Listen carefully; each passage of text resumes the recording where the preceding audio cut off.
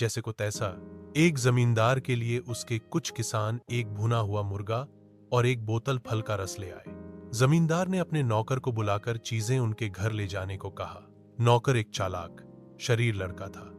यह जानते हुए जमींदार ने उससे कहा, देखो, उस कपड़े में जिंदा चिड़िया है और बोतल में जहर है। खबरदार जो रास्ते में उस कपड़े को हटाया, क्योंकि अगर उसने ऐसा किया तो चिड़िया उड़ जाएगी और बोतल सूंघ भी ली तो तुम मर जाओगे, समझे? नौकर भी अपने मालिक को खूब पहचानता था। उसने एक आरामदेह कोना ढूंढा और बैठकर भुना मुर्गा खा गया। उसने बोतल में जो रस था वह भी सारा पी डाला, एक बूंद भी नहीं छोड़ा। उधर जमींदार भोजन के समय घर पहुंचा और पत्नी से भोजन परोसने को कहा। उसकी पत्नी ने कहा, जरा देर ठहरो, खाना अभी तैयार नहीं है। जमींदार ने कहा, मैंने जो मुर्गा और रस की बोतल नौकर के हाथ वही दे दो, वही काफी है।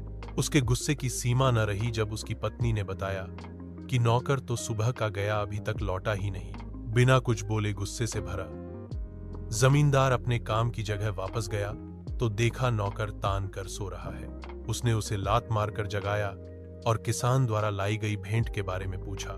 लड़के ने कहा, मालिक, मैं घर जा रहा था तो इतने जोर की हवा चली कि मुर्गे के ऊपर ढका कपड़ा उड़ गया और जैसा आपने कहा था वह भी उड़ गया।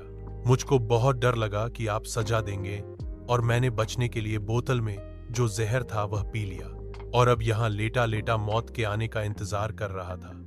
इस तरह नौकर ने मालिक को उसकी ही बातों में फंसा दिया था। किसी ने सच ही कहा है, जैसे को तैसा जरूर मिलता है।